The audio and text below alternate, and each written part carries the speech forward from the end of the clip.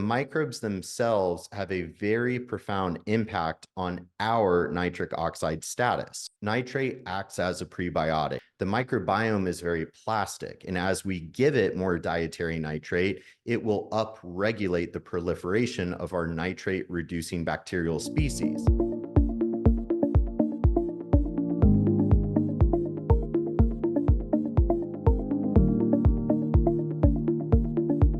Welcome, everybody. My name is Brendan Vermeire. I'm a functional medicine practitioner, clinical educator and researcher, and I'm the clinical education manager for Berkeley Life and the host of The More You Know series. The More You Know is a monthly webcast designed to bring you hot topics and takes on the importance of nitric oxide and blood flow for optimizing the body's natural healing systems. We encourage you to watch, share, and pause the video to take in all of the information. Do you have a topic that you'd like to see us feature? Reach out to us at info@berkeleylife.com. We appreciate you joining us. Now on to the show. Hi, functional friends. Welcome back to the More You Know series. As always, I'm your host, Brendan Vermeire, and today we're going to be talking about the oral microbiome and heart health connection in honor of American Heart Health Month. So let's go ahead and get started as we have a lot to cover in a short period of time here. So here at Berkeley Life, we really pride ourselves on having novel education, testing, and therapeutics for healthy nitric oxide signaling throughout the body. Today, us as practitioners and clinicians, we are really up against a huge task of combating the chronic disease epidemic. We see that 6 in 10 Americans have a chronic disease, 4 in 10 Americans have multiple chronic conditions, and we see a lot of the leading causes of death, including, of course, heart disease as number one, cancer, diabetes, cerebrovascular disease, Alzheimer's, depression, suicide, the list goes on and on. So in every episode, I like to touch on how there is a vast body of literature that clearly demonstrates that nitric oxide dysregulation is implicated in all of the leading causes of death. I figure eventually we will probably have a episode for each one of these topics, but for today, I want to focus on heart health. So every single chronic disease is really characterized by a decreased blood flow to the affected organ or tissue. So as root cause practitioners, we should be thinking, how can we optimize blood flow to the target tissue to optimize the healing response? So this is, of course, where enter the miracle molecule, nitric oxide. We can really argue that healthy blood flow is the foundation of all wellness and healing. And of course, there's another conversation we can have another day around lymphatic flow and lymphatic drainage, because nitric oxide also regulates the vasodilation of our lymphatic vessels, another subject for another day. So as we touch on in every episode, we really have two primary pathways to obtain nitric oxide. We have our endogenous nitric oxide synthase pathway regulated by the NOS1, 2, and 3 enzymes. And we can go deeper into that in another episode in regards to some of the genetic polymorphisms in the NOS enzymes in genes, as well as some of the factors that can cause nitric oxide synthase uncoupling, such as increased oxidative stress or inflammation, cofactor and coenzyme availability, so on and so forth. So at Berkeley Life, we're really leveraging the nitrate pathway, which really the nitrate pathway has gone underappreciated for far too long. But research in the past 10 to 15 years has really elucidated that this is a much more ancient and primordial pathway by which we can take dietary nitrate from our dark green leafy produce and food eating right out of the earth and able to reduce this nitrate to nitrite and then nitric oxide. This is largely, but not exclusively mediated by the oral microbiome, the acidic stomach environment, and the gastrointestinal microbiome. So in the last episode, we talked about our new prebiotic nitrate gum, and we're going to kind of expand and continue that conversation today. So certainly we have to appreciate that endothelial production of nitric oxide does decline with age, as well as increased oxidative stress and inflammation. I make a very strong point of that. Of course, as we age, we undergo immunosenescence and inflammaging. And so we do have this natural process by which our nitric oxide synthase becomes less functional and starts producing more superoxide radicals instead of that miracle molecule nitric oxide. And of course, this does impair blood flow, lymph flow, neurotransmitter signaling, so on and so forth. And this is a part of the aging experience. And it's exacerbated and increased by inflammatory oxidative conditions, which are obviously rampant in American society. So this is why we really have to leverage the nitrate pathway to circumvent the dysfunctional or uncoupled NOS pathway as part of the aging or chronic disease picture and conversation. So of course, this is why we really need to be focusing on nitric oxide clinically, to optimize nitric oxide signaling, to optimize immune defense, to optimize neurotransmission and neuroplasticity, neuroendocrine signaling. There are so many roles that nitric oxide plays in virtually every facet of our physiology and biochemistry. So we're all seeing a lot of these common signs that indicate dysregulated or even deficient nitric oxide. I think dysregulated would be the more proper nomenclature. So we see the chronic fatigue, the cognitive impairment and brain fog, peripheral neuropathy, air hunger, so on and so forth, right? So I would personally argue that everyone that is alive can benefit from supporting healthy nitric oxide signaling. Of course, though, anybody over the age of 40 or with gut issues, inflammation-based disease, circulation issues, sexual dysfunction, fertility challenges, athletes, again, I truly feel that the clinical application of nitric oxide and nitric oxide therapeutics is infinite. And I will continue to argue that and do my part to share this education with you all as the Director of Clinical Education at Berkeley Life. So of course, some of the pleiotropic effects of this miracle molecule with regulating platelet activation, neurotransmission, vasodilation of our vasculature and lymphatic vessels, regulating inflammation and oxidative stress, promoting wound healing and angiogenesis, or the formation of new blood vessels, intracellular signaling, and the list goes on and on. So we can really safely say the regulation of nitric oxide is absolutely critical for maintaining overall health, as imbalances or dysfunction in the nitric oxide system can contribute to various health conditions, including cardiovascular diseases, neurological disorders, gastrointestinal issues, and immune-related conditions. So nitric oxide does have antimicrobial properties. A lot of our white blood cells, specifically neutrophils and macrophages, utilize nitric oxide through inducible nitric oxide synthase to fight off foreign invaders, to use nitric oxide as an antimicrobial molecule to fight off the foreign invader, fight off infection, and then to help resolve the inflammatory response. So nitric oxide can directly impact the composition of our microbiota, whether that's in the oral cavity, the gastrointestinal tract, or really anywhere else. Now, conversely, the microbiome of the oral cavity and gut do directly contribute to the homeostasis of nitric oxide signaling throughout the body.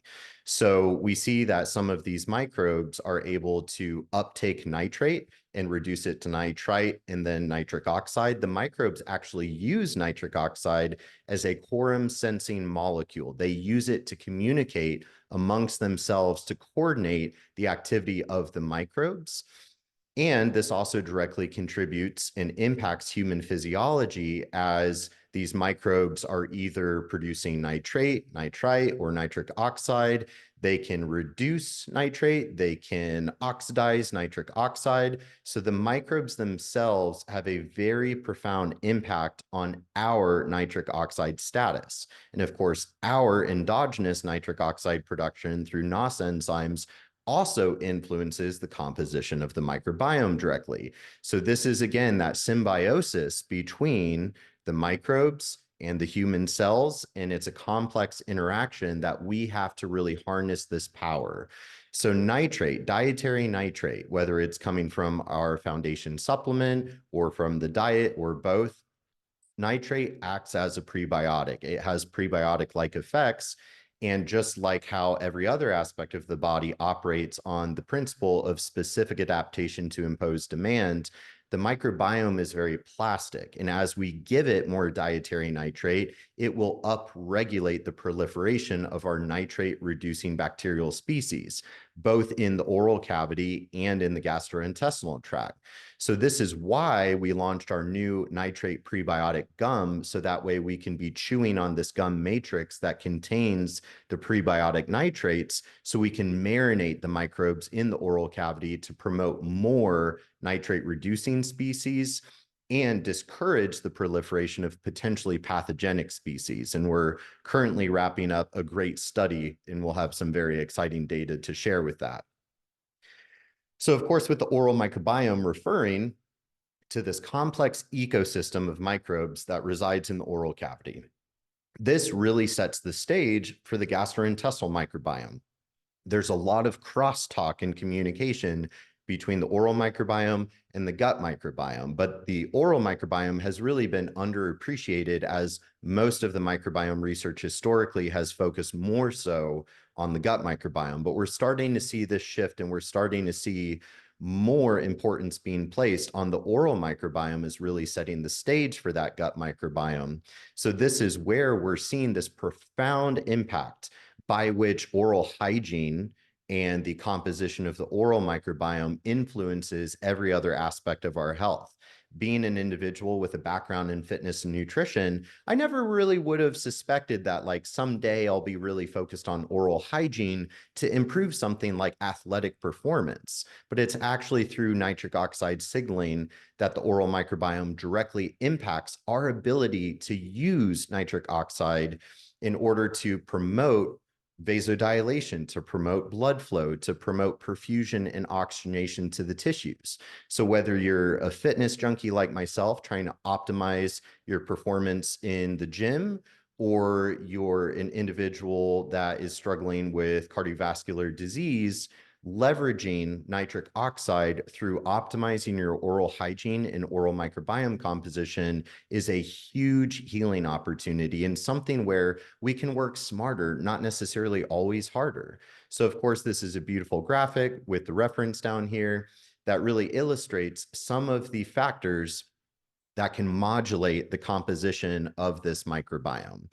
So there's a number of bacterial species that reside in the oral cavity and also in the gastrointestinal tract, things like Neisseria and Haemophilus and Prevotella, some of these bacterial species that are capable because they contain microbial nitrate reductase, the enzyme that is able to ultimately reduce the nitrate into nitrite and onto nitric oxide, whether that's for the sake of the bacteria communicating amongst themselves or also contributing to our human nitrate nitrite reservoir that we tap into to manufacture nitric oxide on demand. So to have healthy nitric oxide signaling all day, every day, we have to make sure that we're pooling and adding to this reservoir of nitrate and nitrite. We can do this by optimizing the oral microbiome, the gut microbiome, making sure that we're putting plenty of dietary nitrate into the body every day. We have to keep in mind that about 75% of the nitrate that we ingest is going to be flushed out through the urine. The other 25% is recycled through the intestinal tract, through the bloodstream, back to the salivary glands, where we store a high concentration of nitrate within the salivary gland. And then our saliva is rich in that nitrate, assuming that we're putting enough into that circulatory recycling system. But that the saliva rich in the nitrate will then interact with the oral microbiota and become reduced to nitrite. So this is exactly the mechanism by which our salivary nitrite test strips are working. Essentially, we're looking at, does your saliva have much nitrate in it to begin with? And is that nitrate being effectively reduced to nitrite through your oral microbiome? So of course, this is where if you had a light test strip showing that you're low in salivary nitrite, we can infer that either there's not enough nitrate in your saliva to begin with, and or your oral microbiome composition is imbalanced and dysbiotic, and we're lacking the nitrate reducing species, which is exactly why we created the nitrate gum. So this is why we can leverage both the dietary nitrate capsules through our foundation product, as well as the prebiotic nitrate gum to replenish those nitrate reducing species, both in the oral cavity and the gastrointestinal tract. And there's a very rapidly growing body of research to support all of this.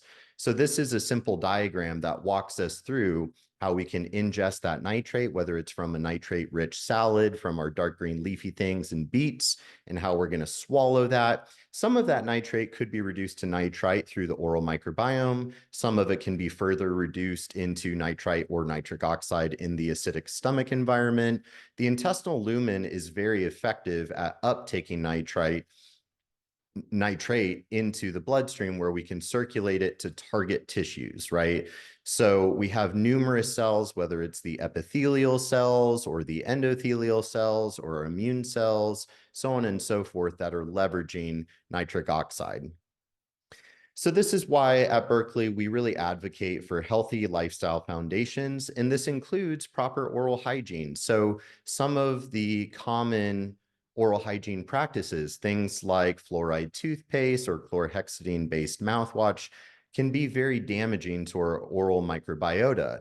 Even in the holistic health space, things like oil pulling with coconut oil, while that might have some benefit, if it's overdone, the antimicrobial effects of the coconut oil and the caprylic acid within the coconut oil could actually be damaging under certain conditions to your oral microbiome, or things like essential oils or any kind of antibacterial herbal products. There is such a thing as too much. So of course, we can also use the salivary nitrite test strips as a little bit of a oral microbiome test as well, a little bit of a clinical pearl. There's a lot of cool things that we can do with these test strips. So this is why we offer the total nitric oxide solution. And it all starts with the salivary nitrite test strips and then building that foundation of adequate nitrate intake. I will argue this over and over. We should really be considering nitrate as an essential nutrient. It's probably just a matter of time before it is considered that. But until then, I'll keep arguing that point. So we can use the dietary nitrate foundation product to really pump more nitrate into the nitrate reservoir. But then we have to be able to effectively reduce it. And this requires an intact and stable oral microbiome and gut microbiome. So this is where we bring in the nitrate gum in order to replenish the oral microbiome so we can more effectively reduce the nitrate into nitrite and then onto nitric oxide. And then, of course, with the boost portion of our Build Balance Boost protocol, by leveraging the healing power of nitric oxide, we can increase the efficacy of any other therapeutics that you might already be using. So as always, make sure that you're using your test strips. We advocate to have your patients and your clients using at least 3 test strips per day. We recommend 1 test strip first thing out of bed, so you can test your levels right first thing upon awakening, and then retesting about 90 minutes after taking the dietary nitrate foundation product. We also recommend a 3rd test strip before bed, and we can do a separate episode on sleep apnea and optimizing sleep and recovery overnight. But there's an important conversation to have around making sure we're getting adequate oxygen into our bodies and delivered to the tissues overnight. So I think it's imperative that we also optimize nitric oxide before going to bed. It'll help with a more restful night of sleep, help with recovery and tissue healing overnight as well.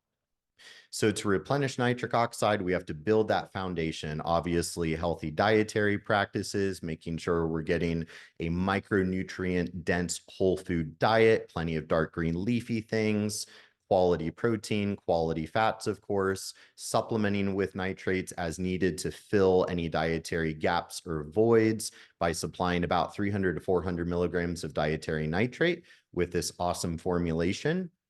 And of course, building a healthy lifestyle, exercise, sunlight and light therapy, restful sleep, stress management.